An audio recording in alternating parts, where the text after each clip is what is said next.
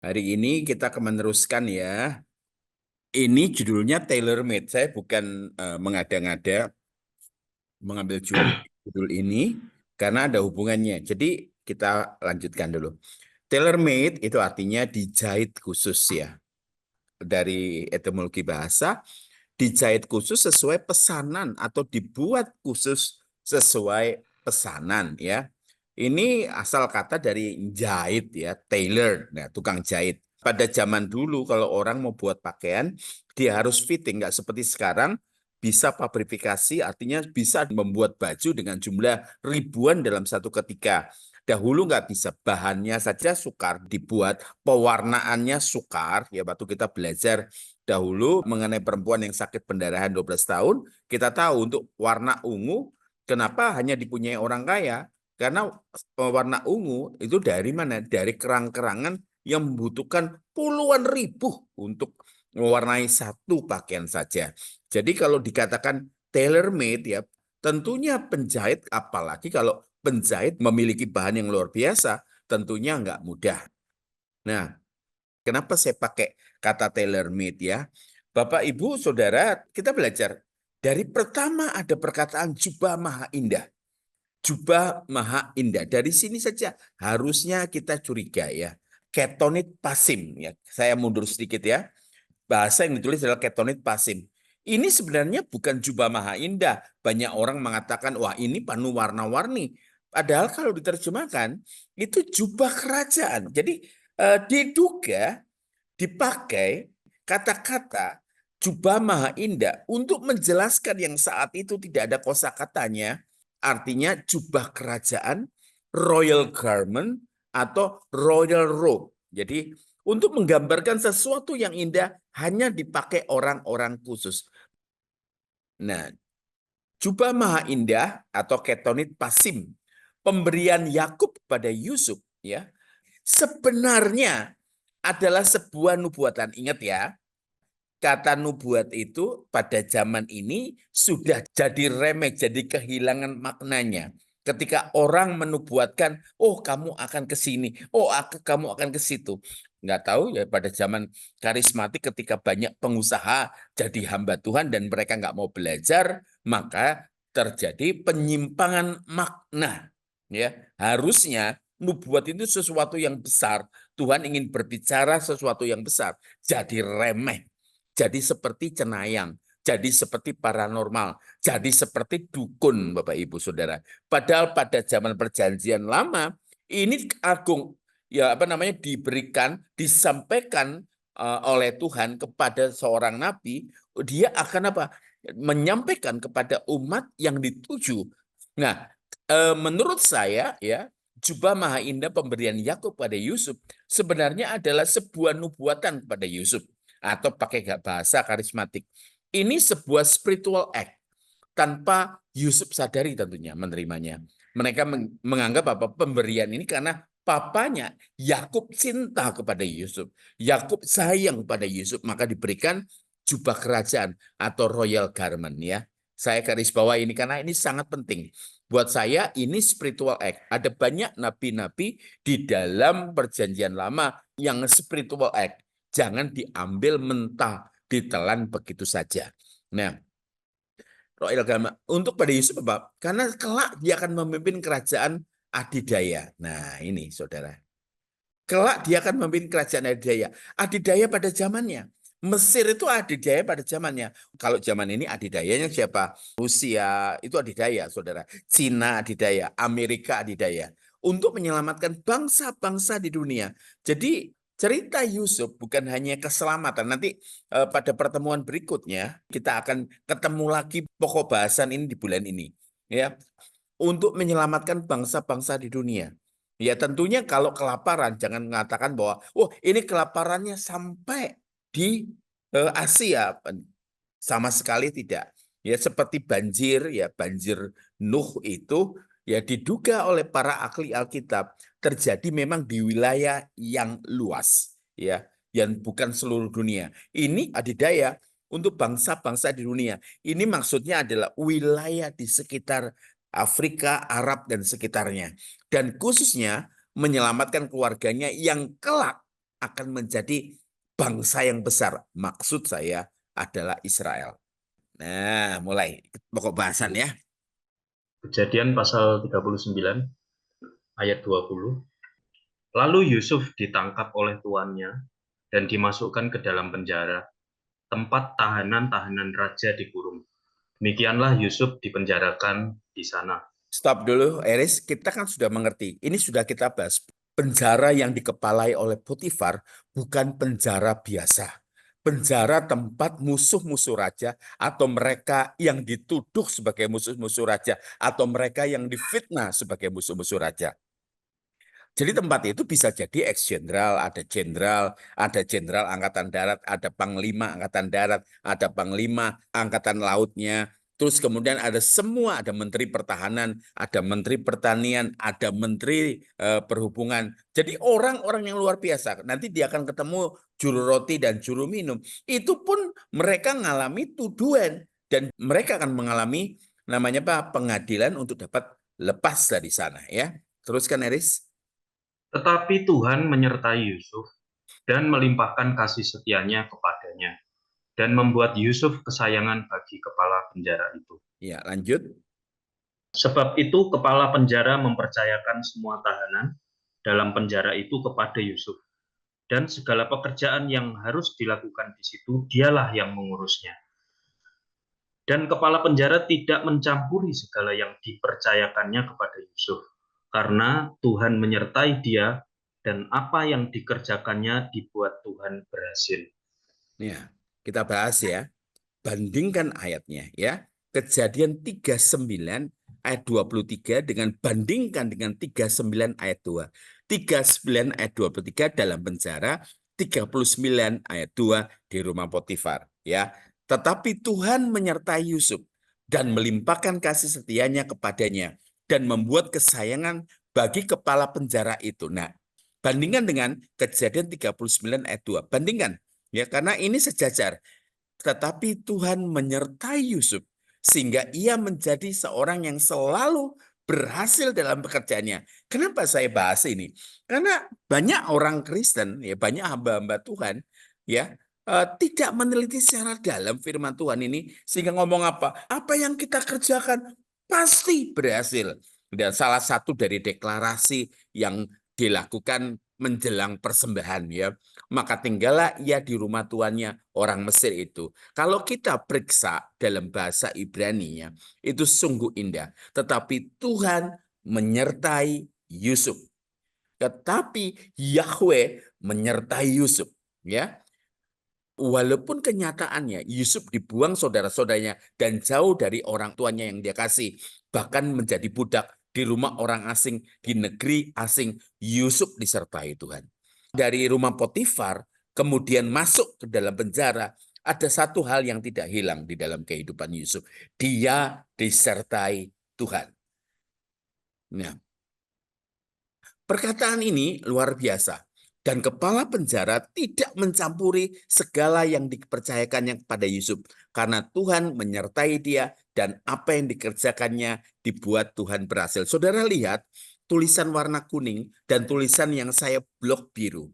Ya, setelah kepala penjara melihat hasil, jadi setelah Yusuf kerja, setelah Yusuf membuktikan integritas kerja kerasnya secara luar biasa, ya, dan kepala penjara melihat dengan mata kepalanya sendiri, dia mendapat laporan dari Potifar. Ingat ya, Potifar adalah bos langsung dari kepala penjara. Begini begitu si Yusuf melecehkan istri saya. Nah, ini nggak gampang. Kepala penjara mendengar ini tentunya awal-awalnya masuk dia akan mengalami aniaya. Tetapi setelah lihat seluruh pekerjaan yang diberikan kepada Yusuf itu terdeliver dengan baik, maka ia dapat menilai bahwa Yusuf disertai Tuhan. Disertai ini tangible. Ditunjukkan oleh Yusuf dengan kerja keras. Ditunjukkan oleh Yusuf dengan kerja penuh integritas. Ditunjukkan oleh Yusuf dengan kerja cerdas. Ya, Yusuf cerdas, penuh integritas dan pekerja keras.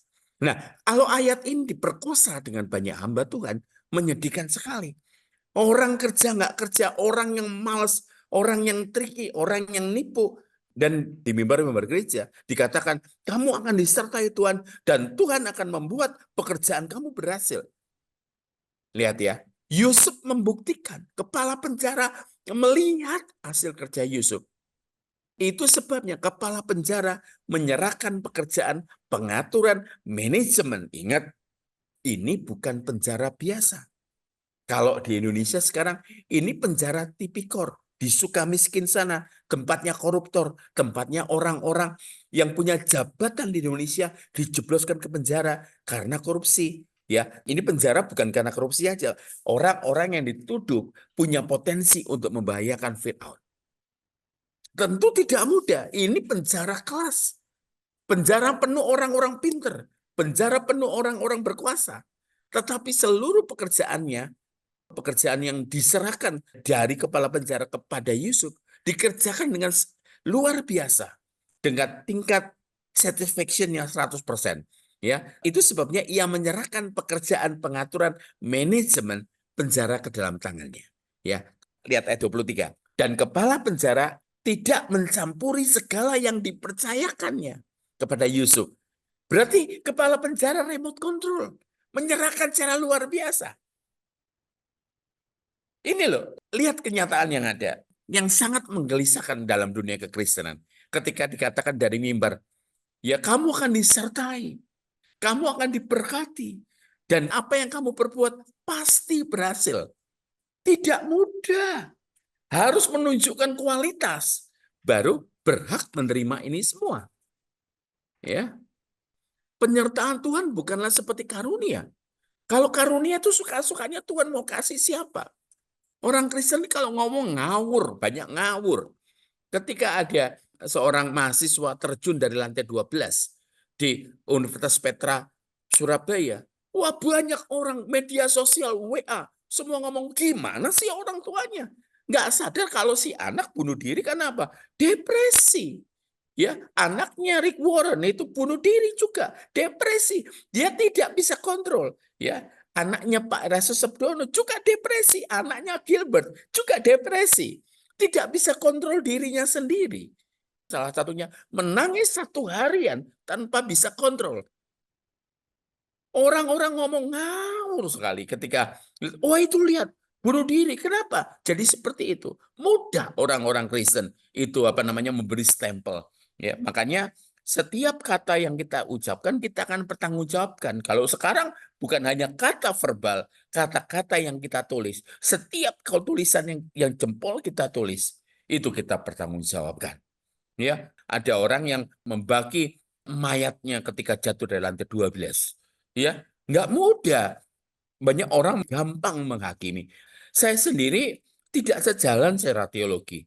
Tapi ketika satu pendeta yang penuh dengan mujizat gembala sebuah gereja dan dia mengatakan dia kena kanker ginjal dan orang-orang, wah itulah akibat ini, nggak bisa. Ya, contohnya kayak saya olahraga, saya baik-baik, saya suka makan sayur, saya suka makan buah, nggak suka terlalu asin, nggak suka terlalu manis. Terus kemudian ketika saya sakit, wah ngomong gini, ada apa ya? Ya, itu saya tanya, kenapa aku Tuhan? Dan banyak yang seperti itu mengatakan, oh ini akibat ini, akibat ini. Gak bisa seperti itu. Ya, gak bisa. Jangan sedikit-sedikit, wah kutukin dari Tuhan. Gak bisa seperti itu. Makanya orang Kristen tuh jangan gampang mengeluarkan statement. Ya, jangan gampang mengeluarkan statement. Ya, makanya karunia itu bukan, oh karena dia diberi karunia sama Tuhan, karena dia kudus. Dia diberi kepada Tuhan karena dia dekat sama Tuhan. Enggak. Karunia itu diberikan Tuhan sebagai hadiah kepada siapa saja. Beda dengan karunia penyertaan Tuhan, itu diberikan Tuhan kepada seseorang sebagai privilege.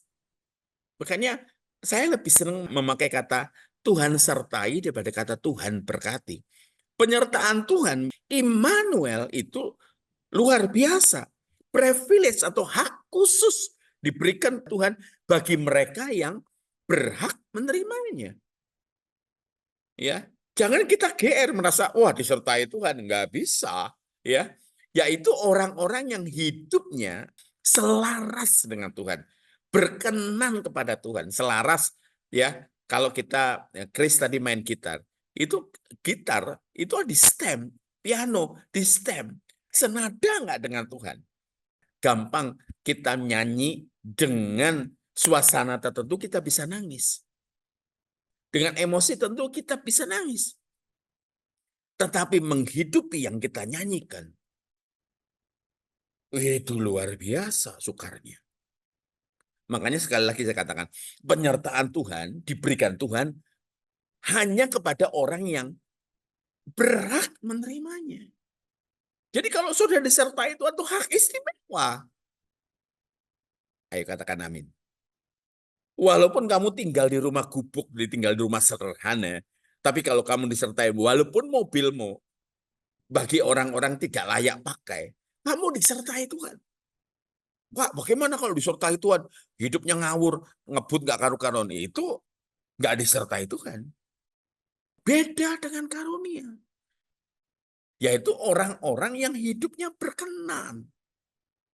Ya, coba kita lihat. Yang baik sampai yang berkenan. Itu proses jenjang, ada jenjang yang luar biasa. Yusuf sampai pada level berkenanan. Makanya dia dapat privilege, disertai. Jadi pindah dari rumah Potifar. Kelihatannya jalannya turun. Justru ini jalan turun yang naik. Jalan turun yang naik. Sebab kenapa? Secara kasat mata dia turun. Di hadapan Tuhan dia naik. Makanya hidup sesuai dengan kualifikasi. Di perusahaan-perusahaan Indonesia ada ISO. Nah, ISO ini tentu ada buku panduannya. Bagaimana supaya hidup kita kualifikasinya sesuai dengan yang Bapak harapkan? Baca kitab suci. Baca kitab suci. Nah, ini saya gali ya, keluar dari kitab Kejadian. Kata Immanuel. Eris tolong bacakan. Ia pergi menemui Asa dan berkata kepadanya, "Dengarlah kepadaku, Asa, dan seluruh Yehuda dan Benyamin. Tuhan beserta dengan kamu, bila mana kamu beserta dengan dia. Bila mana kamu mencarinya, ia berkenan ditemui olehmu. Tetapi bila mana kamu meninggalkannya, kamu akan ditinggalkannya." Nah, ya tuh. Kata berkenan itu ratsa. Ratsa itu make acceptable, satisfy. Hidupnya dapat dinikmati Tuhan. Makanya disertai. Kita belajar, hasilnya kita pinter. Pinter ini sebab akibat. Ya, akibat dari belajar pinter. Kalau hidup kita dinikmati Tuhan, akibatnya Immanuel.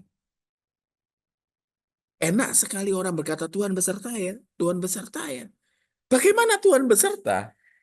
Orang yang hidupnya acak-acakan, hidupnya melecehkan Tuhan. Sudah ngerti kita suruh mengampuni, suruh mengasihi sama, tapi hidupnya tidak bisa seperti itu.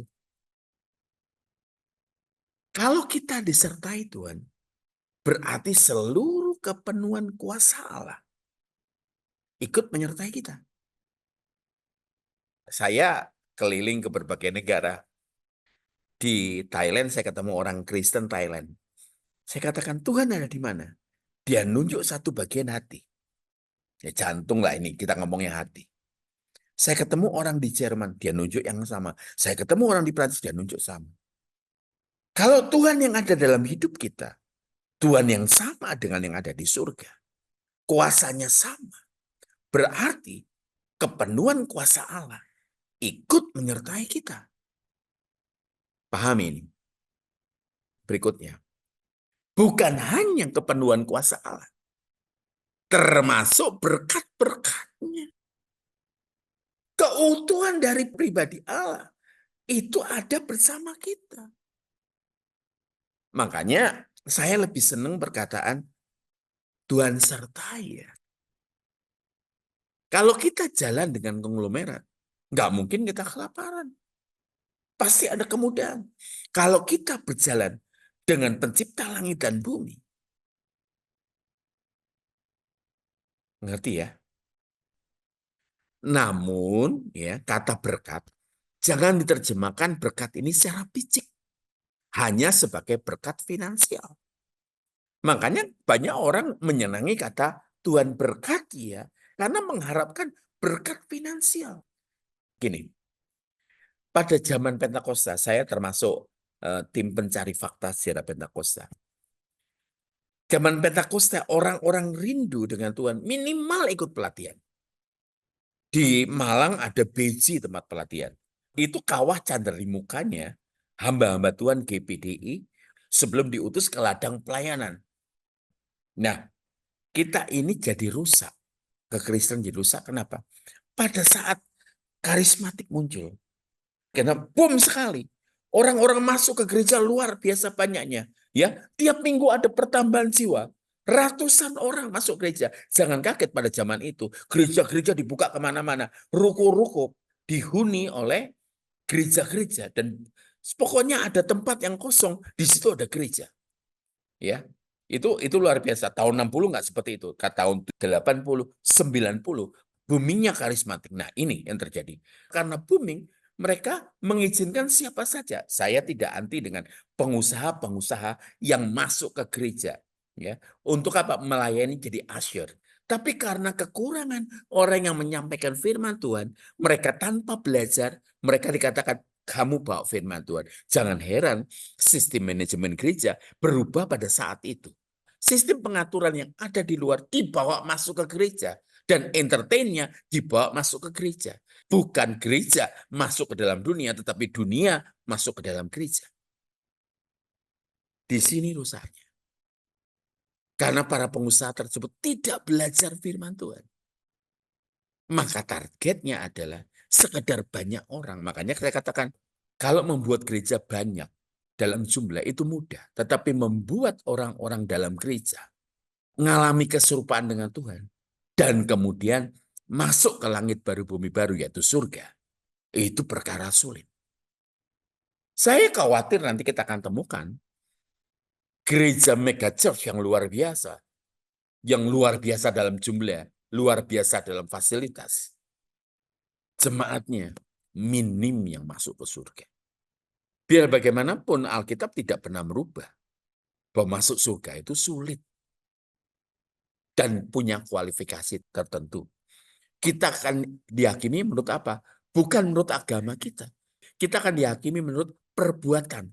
Perbuatan adalah refleksi yang sempurna dari iman. Hari Minggu saya akan khotbah pesta topeng. Di Yunani ada istilah drama. Aktornya namanya Hippokrates. Nah, orang-orang ini memainkan peran. Memainkan peran sebagai orang jahat, memainkan peran sebagai orang suci, memainkan peran sebagai jaksa, memainkan peran sebagai pelaut. Aslinya tidak seperti itu. Ya, kata munafik di dalam Alkitab itu Hippokrates. Memainkan peran. Makanya jangan kaget kalau di gereja dalam pujian penyembahan kita bisa angkat tangan. Kita bisa jadi luar biasa. Belum pernah dalam sejarah terjadi banyak skandal dalam gereja. Saya peringatkan seorang teman by WA ketika ada seseorang hamba Tuhan yang khotbah di gerejanya. Orang yang sangat terkenal di Indonesia. Ya, karena pada saat dia menuliskan buku pertobatannya, dia pacaran dengan anak buah saya. Ketika saya baca dari GM General Manager IT saya, ya, dia ketangkep di kantor saya karena mempergunakan jaringan, mempergunakan alat, menggunakan laptop. Itu percakapannya lewat tulisan. Itu sangat jorok. Jangan heran. Dia memainkan peran kalau hari Minggu, hari-hari ibadah. Memainkan peran sebagai orang kudus. Aslinya tidak kudus. Makanya kata kekudusan, kata kesucian, pelan-pelan sirna dari gereja. Makanya ini jadi masalah. Bahkan dalam pengusiran setan pun, ya, Pak Yohan yang hari-hari ini sama-sama saya melayani pengusiran setan, Yang setan yang jenis yang diusir oleh Pak Yohan itu adalah setan yang bales. Orang yang mendoakan dia sakit, eks paranormal ya. Sekeliling dia itu sakit, sakit sampai muntah darah. Pulang ke rumah itu yang barang elektronik itu kebakar ataupun punya masalah tiba-tiba mati. Makanya penyertaan Tuhan itu penting. Bukan gini, oh ngusir setan kan ada karunia. Kita nggak boleh loh ngomong gini, oh itu pendeta apa spesialis akhir zaman. Oh itu pendeta spesialis finansial. Oh itu pendeta spesialis sejarah. Itu pendeta spesialis mengenai perbandingan agama. Itu pendeta spesialis pengusiran setan. Harusnya orang percaya minimal bisa semua. Minimal mengerti. Nah ini loh banyak orang Kristen yang seperti itu. Kita tuh kadang-kadang bangga sekali kalau ngundang bule. Di mata kita sering kali kita punya stigma. Makanya jiwa kita sebagai orang yang pernah dijajah 450 tahun itu memalukan. Kalau ketemu bule itu anggap bahwa mereka itu lebih tinggi dari iman kita, lebih tinggi urapannya daripada kita. Penyertaan Tuhan itu luar biasa. Kalau Timo hadir di sini, Timo bisa cerita. Kita yang sederhana pelayanan, jalan jalan kaki loh saudara. Pada saat beberapa puluh tahun yang lalu kita jalan kaki, masuk ke rumahnya orang yang kita layani.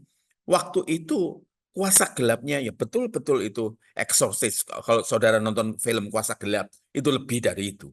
Ya, orang kerasukan di tengah-tengah ditidurkan, yang jendela nako itu beterbangan.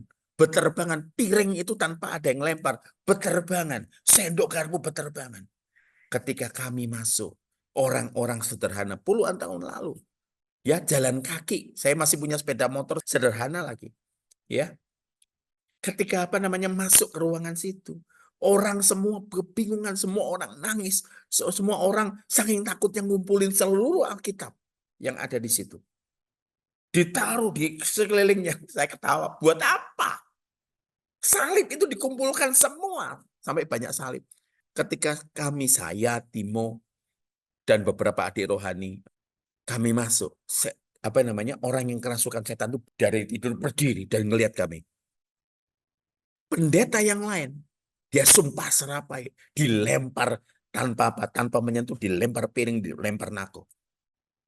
Ketika kami masuk, kami itu nggak punya apa-apa.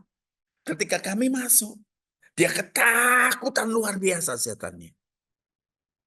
Ya sedikit ya agak keluar ada kesaksiannya. Ya karena masalah ekonomi waktu itu saya harus nyewa. Saya belum menikah sama Kana waktu itu. Ya setelah itu menikah. Kana sempat merasakan sebentar tinggal di rumah itu. Itu conjuring. Itu kuburan yang diuruk. Orang-orang bilang, Pak jangan dibayar murah. Ya 4 kamar. 650.000 setahun. Kalau ada penampakan, ya pakukan satu paku. Adik-adik rohani saya waktu itu duduk di situ yang laki-laki, saya katakan cabut seluruh paku. Saya kaget waktu cabut itu dapat 3 gresek. Artinya setannya sangat banyak muncul. Saya masih ngomong soal penyertaan Tuhan. Saya bayar penuh kepada pemilik rumah. Saya masih ingat di sumur itu dimakamkan satu gadis muda. Beberapa orang lihat, beberapa orang ngomong, Pak, Bapak pasti akan ketakutan. Saya ingat waktu saya masuk situ, saya ganti bola lampu yang terang semuanya. Saya duduk di ruang tamu. Sendiri waktu itu. Dan saya katakan, nggak takut waktu itu. Sendiri. Dan saya duduk di tempat itu, saya katakan, aku nggak mau nego sama kamu. Ya, aku nggak mau nego sama kamu. Kamu keluar. Dan malam itu, dia pergi. Tanpa syarat. Ya, banyak orang mengatakan perlu tumpeng, perlu ini, perlu selamatan. Saya katakan, saya hanya perlu satu untuk selamat, Tuhan Yesus. Makanya penyertaan Tuhan itu privilege. Karena kalau penyertaan Tuhan itu kepenuhan kuasa Allah ikut menyertai kita. Damai sejahtera Allah, sukacita Allah yang dari dalam. Kalau dunia, yang dari luar ke dalam. Membahagiakan, makanya bisa habis. Kalau kita dari dalam keluar. Makanya orang Kristen itu harusnya memiliki hidup yang bisa dinikmati orang lain. Jadi roti yang terpecah, jadi anggur yang tercurah. Makanya ini loh, saya ketawa sendiri ketika persiapan. Tetapi roh jahat itu menjawab, masih ingat ya perkataan ini ketika anak-anak Skewa ngusir setan. Yesus aku kenal pakai kata ginosko. Knowing by experience. Dan Paulus aku ketahui. Epistemai. Tetapi kamu siapakah kamu? Anak-anak Skewa lebih dari satu. Kita bahas ini. Ginosko udah tahu ya. Udah banyak belajar. Kata yang dipakai untuk mengenal Paulus ya. Epistamai. Epistamai itu apa? To put one attention on. Fix one thought on. To turn oneself or one mind to. Ketika saya masukkan dalam kata, saya terjemahkan bebas. Ingat, terjemahan bebas. Roh jahat itu roh kotor kalau terjemahannya ya. Bukan daimonia, tapi roh yang sangat kotor. Makanya nggak kaget kalau diperkosa akhirnya anak-anak Skewa itu, laki itu. Tetapi roh kotor, ya, roh yang menyebabkan kekotoran itu menjawabnya. Yesus sudah aku ketahui lewat pengalamanku bertemu dengan dia. Rupanya pernah konfrontasi ini dengan Yesus. Dan Paulus sudah jadi perhatianku. Ya, diamati sama si setan kotor ini. Ini saya nggak terjemahkannya apa ya Kak Ana ya. Saya menerjemahkan setan yang menyebabkan kekotoran. Dan Paulus sudah menjadi perhatianku. Makanya saya hari Minggu khotbah di gereja yang mengatakan ya Yesus tidak bisa berbuat dosa. Saya katakan Yesus bisa berbuat dosa tetapi tidak mau berbuat dosa. Kalau Yesus tidak bisa berbuat dosa, bagaimana kita meneladani Yesus? Bagaimana kita mengikuti jejaknya? Kita bisa rusak, saudara. Kita bagaimana meneladani Tuhan yang tidak bisa kita teladani hidupnya? Yesus bisa berbuat dosa, tetapi tidak mau berbuat dosa. Kalau Yesus tidak bisa berbuat dosa, maka pencobaan adalah apa? Akal-akalan, settingan, penuh kepalsuan. Kalau itu terjadi, maka Alkitab bohong sama kita. Kita disuruh berjuang. Sementara Yesus enggak mengalami perjuangan. Kata berjuanglah. Agoniseste, agonisomai. Berjuang sampai meneteskan air mata. Berjuang sampai keluar keringat. Berjuang sampai apa? Mempertaruhkan nyawa. Wah, firman Tuhan itu luar biasa. Makanya dikatakan, Yesus sudah aku ketahui dari pengalamanku bertemu dengannya. Dan Paulus sudah jadi perhatianku. Tapi kamu siapa? Makanya kalau kita hidup dalam kekudusan, hidup dalam kesucian, hidup dalam pengejaran keserupaan dengan Yesus, saudara jadi perhatiannya setan. Makanya hanya orang-orang yang kerja di ladang Tuhan dengan sungguh-sungguh, hanya orang-orang yang sibuk ya memperhatikan bukan sibuk mengisi jadwal melayani, tapi sibuk melayani pikiran Tuhan, perasaan Tuhan. Itu yang dikasih Tuhan tugas. Kalau kamu lagi nggak ngapa-ngapain, kamu nggak mungkin dipercaya Tuhan. Seluruh orang-orang yang hidupnya sibuk dengan Tuhan, itu orang-orang yang dipercaya oleh Tuhan dengan tugas-tugas yang besar. Jadi kalau saudara mau dipercaya Tuhan, sibuklah dengan pikiran dan perasaannya. Hari Minggu dikatakan banyak orang hari sakral. Saya katakan setiap hari harinya Tuhan. Ya, kita kadang-kala mengatakan hari Minggu, selamat beribadah ya, selamat hari Minggu ya. Kita memberikan perhatian khusus pada hari Minggu. Padahal setiap hari kita melayani. Hari Minggu itu episinagoge, pertemuan bersama. Hari ibadah itu mulai dari Senin sampai hari Sabtu. Ada seseorang berkata kepada saya, Kason, saya harus menyerahkan jabatan saya demi saya merawat orang tua saya. Jabatan saya membuat saya nabung banyak. Jabatan saya membuat saya terbang kemana-mana. Tapi orang tua saya sakit. Saya tidak mau kehilangan momen. Ini waktu saya. Jadi dia rawat orang tuanya 2 tahun, 3 tahun. Ke sebuah kota kecil dan jadi hanya pegawai sederhana. Sorry, pegawai negeri sederhana. Saya mau ketemu dia pas saya pelayanan ke Jombang, Kediri dengan Magetan. Janjian ketemu dengan dia. Saya katakan, yang kamu pikir kamu hanya melayani orang tua. Kamu sebenarnya melayani Tuhan lewat orang tua kamu. Ya, banyak orang Kristen nggak sadar. Mereka berkata lebih penting yang di mimbar. Makanya saya garis bawahi. Ini saya kontekstual, banyak banyak isinya khotbah ya, karena bagian ini betul-betul meaning buat saya. Banyak orang mengatakan di gereja itu mimbar itu panggung, ya bukan buat saya. Mimbar itu bukan panggung. Kalau panggung kita jadi hipokrites, kita bisa munafik, kita bisa memainkan peran.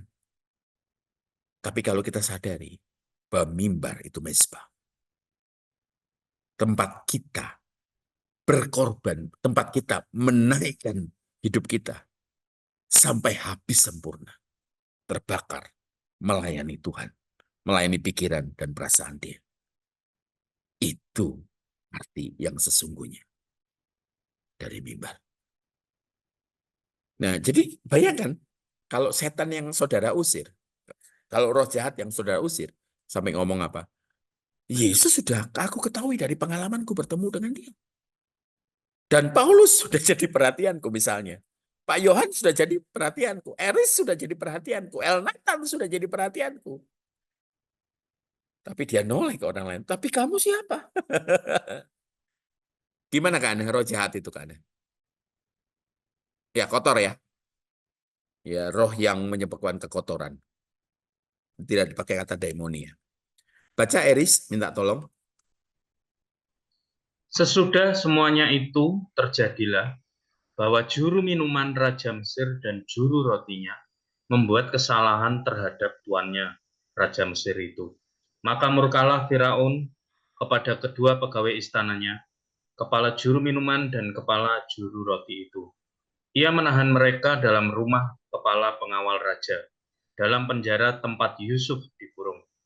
Kepala pengawal raja menempatkan Yusuf bersama-sama dengan mereka untuk melayani mereka. Demikianlah mereka ditahan beberapa waktu lamanya.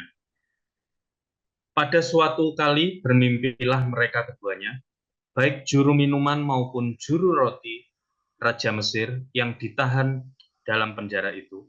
Masing-masing ada mimpinya pada satu malam juga, dan mimpi masing-masing itu ada artinya sendiri. Bareng ini pada satu malam juga. Ini bareng ini mimpinya. Ya, perhatikan kata-kata pentingnya. Lanjut, Eris. Ketika pada waktu pagi Yusuf datang kepada mereka, segera dilihatnya bahwa mereka bersusah hati. Dua-dua susah hati. Ya, dua-dua galau. Lanjut. Lalu ia bertanya kepada pegawai-pegawai istana Firaun yang ditahan bersama-sama dengan dia dalam rumah tuannya itu. Mengapakah hari ini mukamu semuram itu? Saya cek ya, orang ini tuh tidak sekedar juru minuman. Orang ini tidak sekedar juru roti loh. Ya, lanjut. Jawab mereka kepadanya, kami bermimpi, tetapi tidak ada orang yang dapat mengartikannya. Lalu kata Yusuf kepada mereka, bukankah Allah yang menerangkan arti mimpi? Ceritakanlah kiranya mimpimu itu kepadaku. Stop, Eris. Nah, dari sini kita lihat, perhatikan sungguh-sungguh. Kami bermimpi tetapi tidak ada orang yang dapat mengartikan. Semalam tidur, kemudian bangun, karena penjara itu tempat orang-orang pinter, termasuk orang-orang pinter dalam tanda petik. Orang-orang ahli nujum, orang-orang yang dianggap berbahaya, yang punya kemampuan sihir. Tapi ketika ditanyai, nggak ada yang dapat mengartikan. Ya, jadi saya ambil ada kesan yang sangat kuat. Tuhan itu show off kekuasaannya. Lagi pamer kekuasaannya. Seperti Indonesia, ya, lagi hari TNI. Ya, pamer kekuatan militernya. Ya, ini perkataan yang tidak dirancang. Yusuf itu spontan berkata dari hatinya. Bukankah Allah yang menerangkan arti mimpi? Ya, ceritakanlah kiranya mimpimu itu kepadaku. Jadi jelas sudah kepada siapa Yusuf penghamba. Ya, dia punya pengalaman dua mimpi sebelumnya. Jadi ketika dia ngomong itu, ya, ini katakan dua mimpi juga, tapi dari dua orang yang berbeda. Tapi kata-kata ini menohok sekali. Bukankah Allah yang menerangkan arti mimpi itu? Lanjut, Riz. Kemudian juru minuman itu menceritakan mimpinya kepada Yusuf. Katanya, dalam mimpiku itu tampak ada pohon anggur di depanku. Pohon anggur itu ada 3 carangnya, dan baru saja pohon itu bertunas, bunganya sudah keluar, dan tandan-tandannya penuh buah anggur yang ranum. Dan di tanganku ada piala Firaun. Buah anggur itu kuambil, lalu kuperas dalam piala Firaun. Kemudian Kan kusampaikan piala itu ke tangan Firaun. kita bahas ya. Ada 87 kali kata mimpi. Tapi perjanjian baru, kita lihat ya. Walaupun pada saat pencurahan Roh Kudus di Yerusalem, kisah para Rasul 2, ada soal mimpi. Tetapi kepada orang-orang tua, kalau dulu Tuhan itu bicara pakai sarana macam-macam perjanjian lama. Tapi perjanjian baru, saudara, Alkitab sudah ada. Ya, Tuhan bisa bicara lewat apa? Sarana Alkitab. Makanya seharusnya, walaupun tetap ada, tapi dalam skala sangat kecil. Saya karismatik, makanya saya berani ngomong ini. Makanya ada soal mimpi. Makanya tidak semua mimpi itu kita bisa ngomong sebagai divine revelation. Ya, dalam perjanjian baru dicatat sedikit sekali. Yusuf melihat seorang malaikat dalam mimpi yang mendesaknya untuk menikahi Maria. Orang Majus diperingatkan dalam mimpi untuk tidak kembali ke Yerusalem. Kembali lagi, Yusuf diperingatkan dalam mimpi untuk pergi ke Mesir bersama dengan Maria, bersama dengan bayi Yesus, kemudian kembali ke Israel. Ya, mimpi nomor 2, nomor 4 itu malah tidak ada hubungannya dengan orang percaya. Orang Majus itu orang percaya karena melihat bintang. Tapi istri Pilatus menyembah kepada siapa? Perhatikan sungguh-sungguh. Istri Pilatus diperingatkan dalam mimpi untuk tidak berhubungan dengan Yesus. Ya, di Jawa ada primbon mimpi. Di ilmu New Age ada seperti primbon mimpi, petunjuk mimpi. Tetapi kalau saya, bukan tidak ada Tuhan bicara lewat mimpi. Tetapi kenapa? Kalau saya, ya kalau secara sadar orang tersebut tidak dapat diomongi, ya Tuhan bicara lewat mimpi. Saya sederhananya seperti itu. Yusuf itu karena punya rencana untuk apa? Menceraikan Maria. Orang Majus, Tuhan bicaranya bagaimana? Ya, Tuhan bicaranya bagaimana pada orang Majus? Bukan orang-orang yang percaya kepada Yahweh.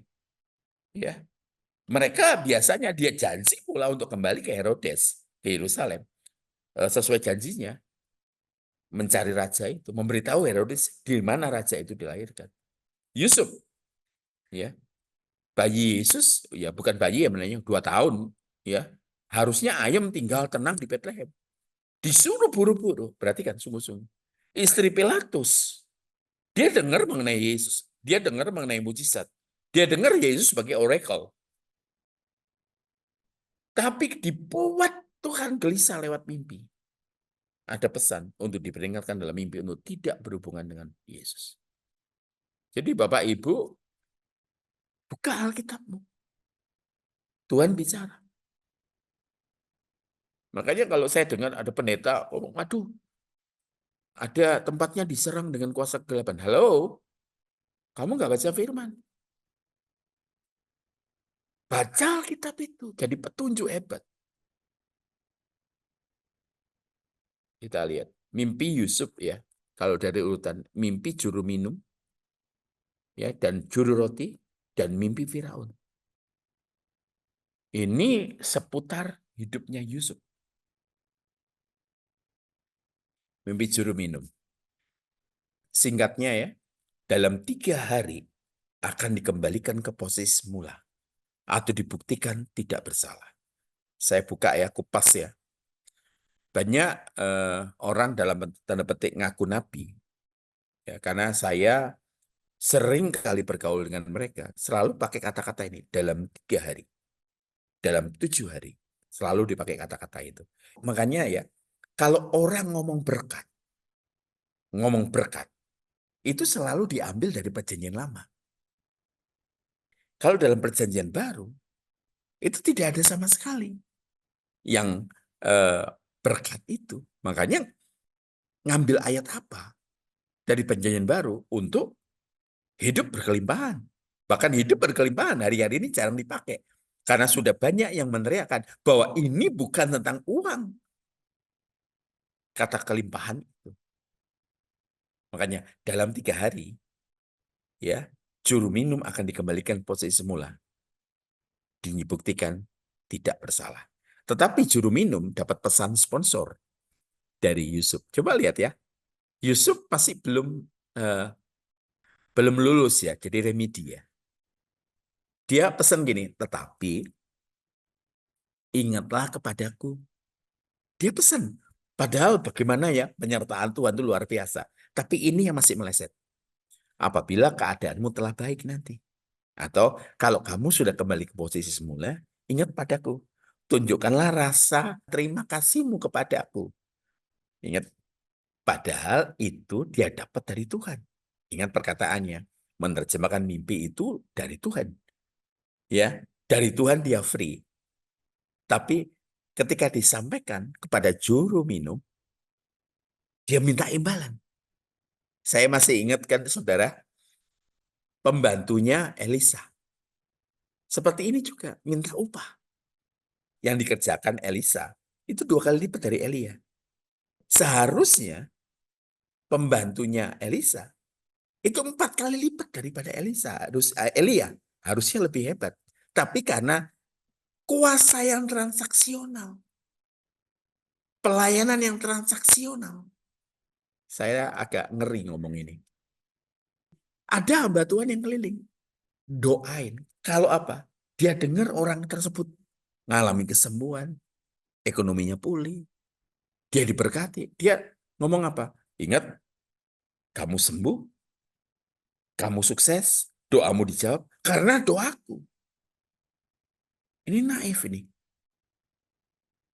Mengingatkan sesuatu yang bukan dari dirinya harusnya. Tunjukkanlah terima kasihmu kepadaku. Diatur ya. Ini ngatur, sebenarnya kelihatan sepele kata-kata ini, tapi ngatur Tuhan. Ya, dengan menceritakan hal ihwalku kepadaku. Tuhan, ini caramu menolong aku. Ya, padahal Tuhan punya rencana untuk nolong dia. Harusnya nggak perlu pakai pesan sponsor. Tapi gara-gara ini, dia ketahan 2 tahun. Ya, mintakan hal ihwalku kepada Firaun dan tolong keluarkan aku dari rumah ini. Ya, lanjutlah ya. Mimpi juru roti ya. Menjunjung 3 bakul berisi penganan, buatan juru roti, tetapi burung memakannya dari dalam bakul di atas kepala. Dalam 3 hari digantung ke atas tiang gantungan. Malah jadi makanan burung-burung. Begitu caranya. Coba saudara baca kitab Ester. Haman itu digantung. Jadi makanannya burung-burung buas.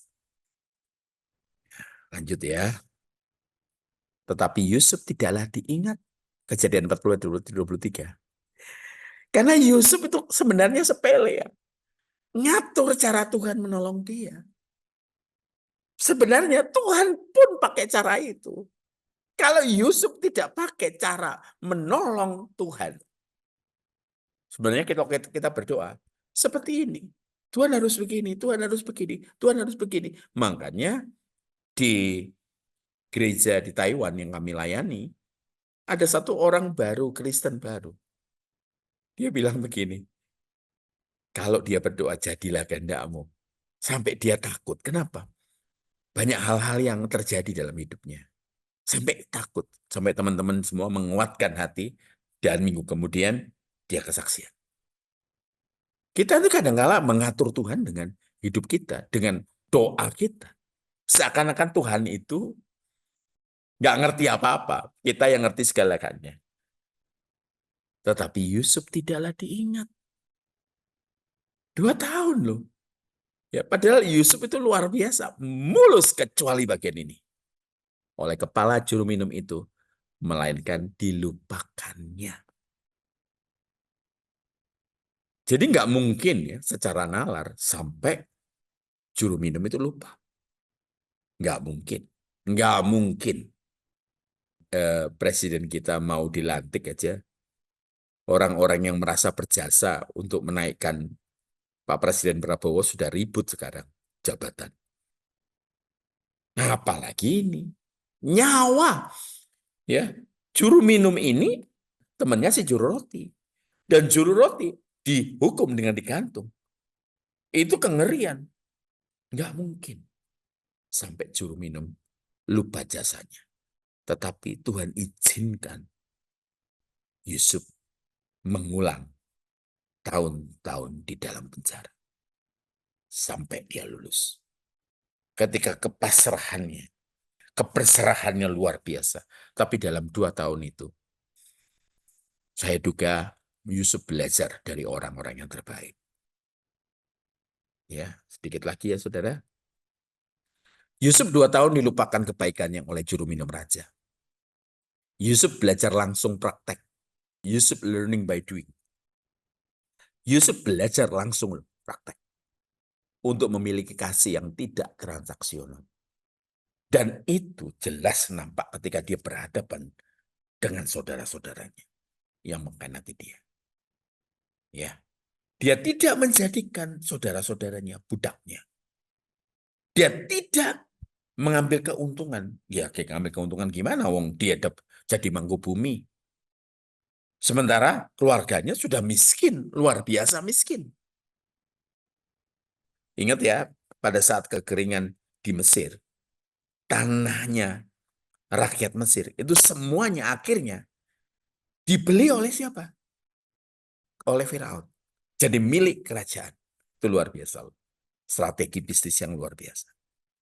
Tapi kasih yang tidak transaksional. Itu dia lakukan kepada saudara-saudaranya. Ya, laki-laki mimpi ya. Laki-laki mimpi. Mimpi pertama, Firaun. Ini yang membuat dia naik. Nah, tolong Eris. Tampaklah dari sungai Nil itu keluar 7 ekor lembu yang indah bangunnya dan gemuk badannya, lalu memakan rumput yang di tepi sungai itu. Kemudian tampaklah juga 7 ekor lembu yang lain yang keluar dari dalam sungai Nil itu, buruk bangunnya dan kurus badannya, lalu berdiri di samping lembu-lembu yang tadi, di tepi sungai itu. Lembu-lembu yang buruk bangunnya dan kurus badannya itu memakan 7 ekor lembu yang indah bangunnya dan gemuk itu. Lalu terjagalah Firaun. Ya, lanjut Riz. Mimpi kedua. Mimpi kedua. Setelah itu tertidur pula lah ia dan bermimpi kedua kalinya. Tampak timbul dari satu tangkai 7 bulir gandum yang bernas dan baik. Tetapi kemudian tampaklah juga tumbuh 7 bulir gandum yang kurus dan layu oleh angin timur. Bulir yang kurus itu menelan ke 7 bulir yang bernas dan berisi tadi. Lalu terjagalah Firaun, agaknya ia bermimpi. Nah, kalau kita lihat angka 7, 7, kalau angka 3, kita langsung tahu. Ya, ini yang nulis Yahudi. Ya, ini yang nulis orang yang ngerti gematria. Saudara yang pernah ikut yang belajar, udah ngerti jadi ya. Saya hanya sedikit bercanda ya. Rasanya kurang tepat kalau ini ditulisannya Musa. Ya, karena pernah ngajar ya. Kita lihat ya dari sini. Ya, kita curiga ini. Oh, angka 7 keluar ini. Terus angka 3 dalam 3 hari. Orang-orang Yahudi pasti tahu. Ya, divine interpretation of the king's dream. Eris baca. Lalu raja menyuruh memanggil orang-orang berilmu, ahli jampi, ahli sihir, dan para kasdim. Stop, Untuk stop, stop, stop, please. Nah, saya bandingkan hal yang sama di Firaun. Seperti perulangan di Daniel itu perulangan. Rupanya di sekeliling raja, ya, di Firaun juga, ya, di zamannya Daniel juga. Raja itu punya orang-orang berilmu, ahli jampi, ahli sihir, dan para kasting. Ingat, ketika Firaun berkonfrontasi dengan Musa, ya, ahli jampi, ahli sihir itu ada sekeliling dia. Insiden mengenai tongkat itu selalu ada kelihatan konfrontasi. Tuhan seakan pamer kekuasaan. Sekali lagi saya garis bawahi, Tuhan itu sedang pamer kekuasaan orang-orang yang disertai dia. Posisinya nggak enak. Si Yusuf posisinya waktu itu masih tahanan Potifar. Daniel itu stigmanya sebagai orang buangan. Lanjut, Riz. Untuk menerangkan kepadanya tentang mimpinya itu, maka datanglah mereka dan berdiri di hadapan raja. So the king summoned the magician, enchanters, sorcerers, and astrologers. Nah, ya kan, jelas kan? Ya, jelas kan? Ini kesannya Tuhan kita pamer. Jadi yang bisa menerjemahkan mimpi yang diberikan Tuhan hanya Tuhan. Bisa menerangkan sesuatu terjadi kalau kita benar-benar orang percaya. Ya hanya Tuhan yang bisa menelisik segala sesuatu kerutan dalam hidup kita. Kalau kita betul-betul berjalan di dalam kehendaknya, ya hanya Tuhan. Kenapa kita tidak mempertanyakannya dengan Tuhan? Lanjut. Dalam tiap-tiap hal yang memerlukan kebijaksanaan dan pengertian. Stop. Bagian ini loh, kebijaksanaan dan pengertian. Ya, wisdom and understanding. Ya. Lanjut, Riz. Yang ditanyakan raja kepada mereka, didapatinya bahwa mereka 10 kali lebih cerdas daripada semua orang berilmu dan semua ahli jampi di seluruh kerajaan itu. Iya. Lihat dikatakan better than all the magician and enchanters. Tapi hebatnya Alkitab mencatat sebagai apa? Wisdom and understanding. Bukan kepintaran, tapi wisdom and understanding. Dalam pengertian. Ini hebat. Nah, saya mau garis bawah ini, saya mempertontonkan foto yang orang melahirkan, kesakitan bersalin. Kelahiran baru di Alkitab selalu disertai kesakitan bersalin. Ya, perlu waktu 13 tahun untuk waktu kelahiran bagi Yusuf. Kelahiran baru Yusuf disertai dengan kesakitan yang luar biasa. Makin lama makin tereskalasi ya. Yusuf meresponi semua peristiwa hidup yang deritanya atau dialaminya dengan respon yang benar. Bukan respon yang baik. Sebab yang baik belum tentu benar. Pada akhirnya, mimpi itu ditaruh kepada Firaun. Timingnya tiba. Timingnya tiba, berhimpitan dengan waktu, Yusuf mengalami kelahiran menjadi Yusuf yang baru. Secara spiritual, secara mental. Siap untuk jadi apa? Dalam tanda petik ya, dalam tanda petik. Juru selamat bagi keluarganya. Juru selamat bagi bangsa-bangsa di sekitarnya. Juru selamat juga bagi Mesir. Jadi untuk kelahiran baru 13 tahun. Jangan ngomong kelahiran baru konsep yang ada di dalam perjanjian baru.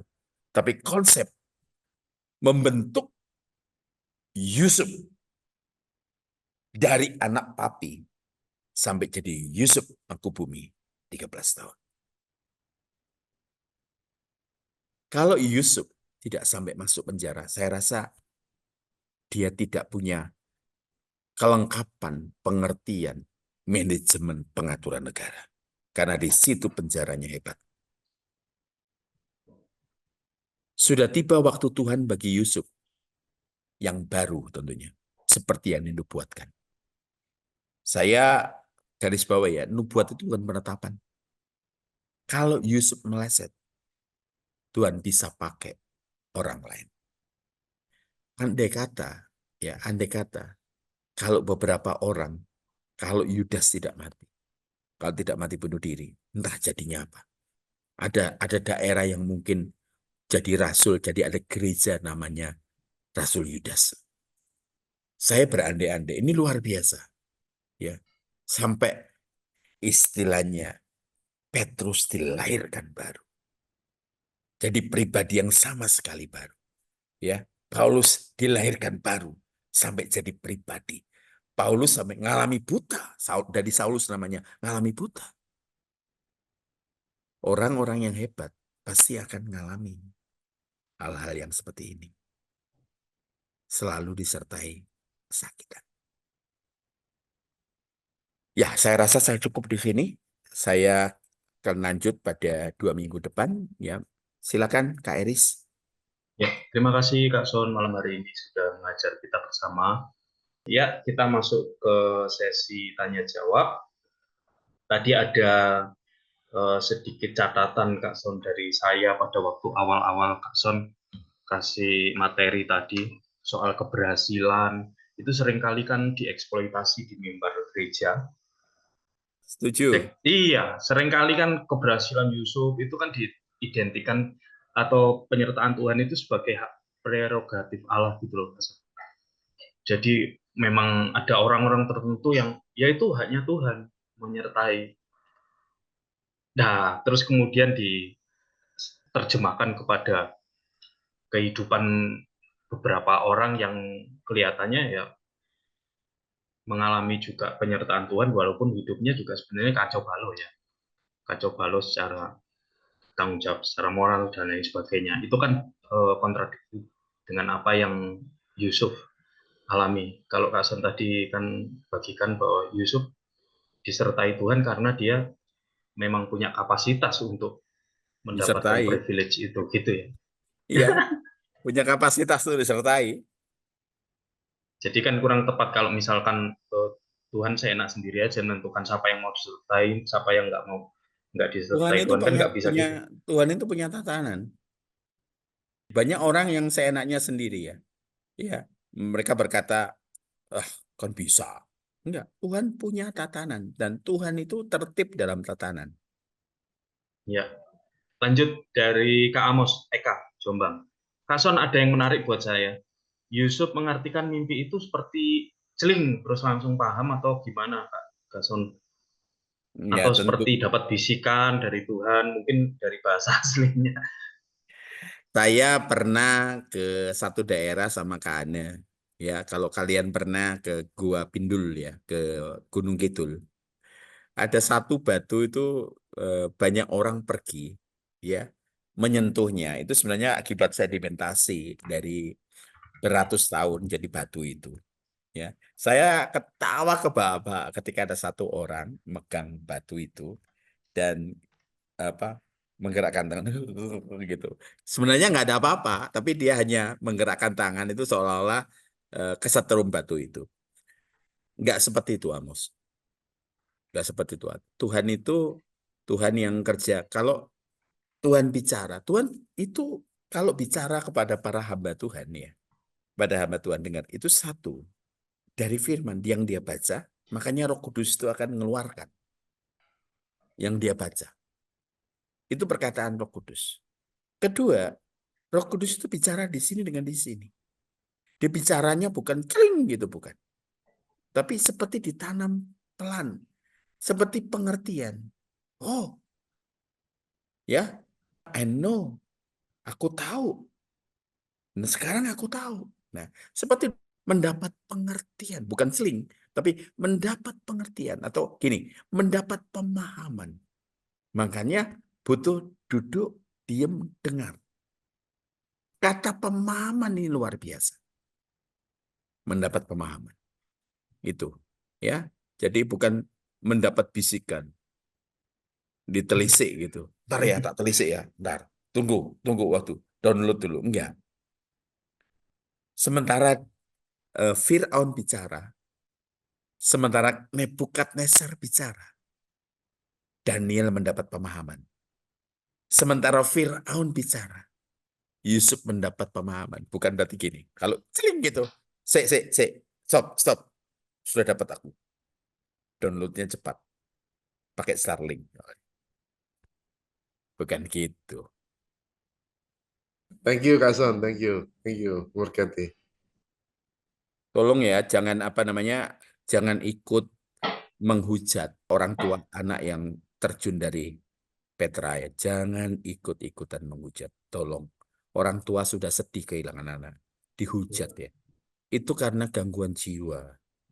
Terus kemudian jangan menghujat gembala yang lagi sakit kanker ginjal. Jangan. Ya. Akibat ini. Makanya jangan. Sekali lagi. Lanjut, Riz.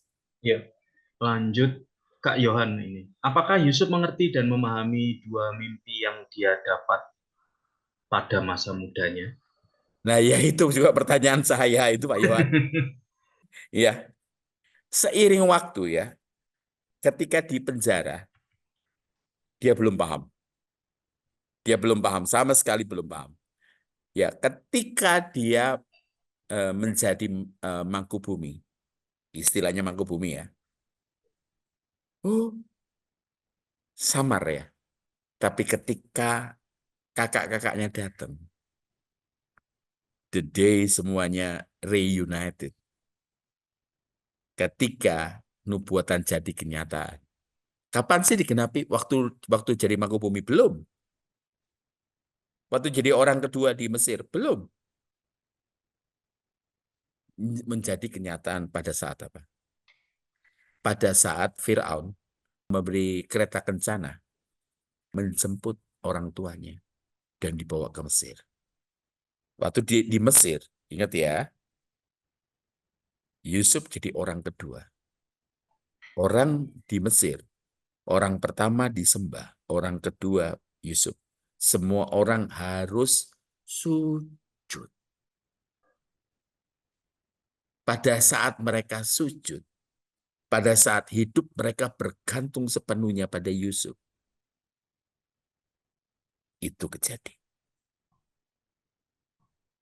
Ya, tergenapi. Makanya orang ada yang tidak salah ya pandangannya melihat dari sisi itu.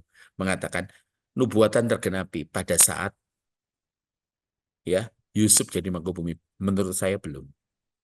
Baru tergenapi setelah si papa dibawa ke Mesir. Ya, ketika Yakub dibawa ke Mesir. Ya, ingat ya tata cara yang ada di Mesir. Kalau di Indonesia memberi hormat begini atau tunduk, kalau pakai topi begini. Kalau di Mesir harus sakah, tunduk sepenuhnya. Genap. Ya, saya pastikan Yusuf nangis. Yusuf nangis. Kenapa? Karena nubuatan jadi kenyataan. Ya, mimpi yang ditanam di Yusuf. Mimpi berkas-berkas gandum, mimpi bulan, bintang, dan matahari. Itu tergenapi. Ya, itu saya sendiri merasakannya ada haru ya. 13 tahun Tuhan. 13 tahun gitu. 13 tahun itu angka perjuangan, bukan angka sial. Ya, gitu Hen. YouTube tidak Burut ada Kak Nina Son. mau YouTube kosong. Iya. mau bicara sesuatu, Burut Nina Jombang mau sampaikan sesuatu mungkin. Halo Kalau Kak, ya.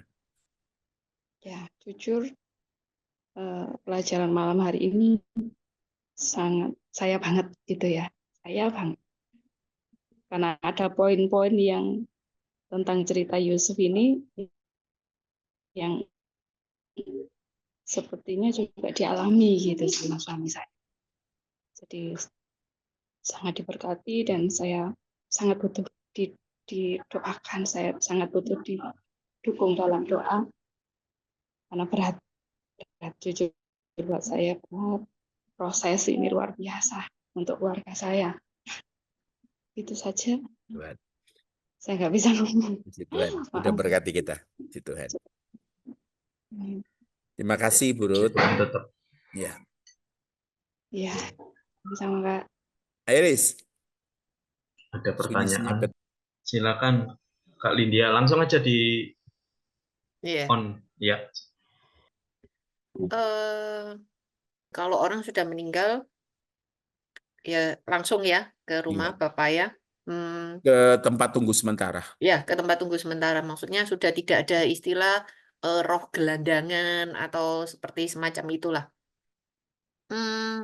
Yang saya tahu di dalam dunia dalam pengajaran Kristen, kalau misal nih ya, Papa udah meninggal, terus habis itu saya dimimpii Papa. Papa masuk dalam mimpi saya berkata, misalnya memberi pesan-pesan seperti itu ya. Dan saya merasa pesan-pesan itu, mimpi-mimpi itu berlanjut terus. Seperti berseri dan kadang itu diulang. Kalau dari kepercayaan sebelumnya, itu adalah suatu pesan yang harus saya tangkap. Tapi yang saya tahu kalau di dalam dunia Kristen, itu adalah rupa setan. Masalahnya, teman saya, papanya kan meninggal, terus habis itu keluarga sedang ada masalah. Papanya ini berpesan ke teman saya tentang masalah yang mereka lagi hadapi, itu melalui mimpi. Dan pesannya itu sepertinya seakan-akan itu benar. Jujur kalau dari saya merasa, ya saya masih menganggap bahwa itu adalah setan yang hendak memasuki kehidupan teman saya. Tapi dari pihak dia, seakan-akan itu benar pesan yang harus dia tangkap. Kalau menurut Pak Sony gimana? Saya ingat satu peristiwa, satu orang dari suku Batak tinggal di Surabaya. Orang muda, perempuan. Papanya meninggal, dan kemudian anak ini cerita, dalam satu pelayanan, anak ini cerita, papaku sudah meninggal berapa tahun ini, tapi dia tetap hidup. Dia bilang, saya udah curiga dengar ini. Saya tinggal tidur, tiap malam saya seperti manusia normal. Jadi saya ketemu papa pada saat di dalam mimpi saya. Bangun, ya sama seperti itu. Bangun bisa, tapi kalau saya tidur, saya tidak mimpi yang lain kecuali mimpi papa. Dan papa memberi nasihat. Saya katakan, coba sih, Kak Son boleh doa ya, tapi kamu berani ya didoakan. Terus kemudian saya doakan. Dan saya katakan, Tuhan, tunjukkan kuasa-Mu, siapa sebenarnya pribadi yang ketemu dia lewat mimpi. Sebenarnya bukan mimpi, sebenarnya dia masuk di kenyataan dunia roh, istilahnya kuasa gelap ya masuk ya. Itu ketika berdoa, orang itu manifest.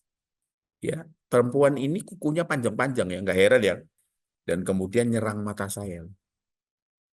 Saya masih ingat saya kacamataan kan, ya Bapak Ibu. Nyerang sedikit saja kena kacamata saya. Itu kalau masuk itu. Dan kemudian dia lihat wajah papa, yang dia lihat itu berubah jadi wajah lain. Kalau menurut saya, ya Lindia tadi sudah ngomong ya, apa namanya, Kak Ana juga ngomong ya mengenai bapak pembohong. Ya, istilahnya diberi nasihat itu pada dasarnya baik, tapi tidak benar. Lama-lama kejebakan. Setan menawarkan kekayaan, menawarkan rasa aman, padahal Tuhan menawarkan Immanuel. Ya, tapi kalau ngomong sama orang yang kehilangan, tentunya kita ngomong pakai bahasa yang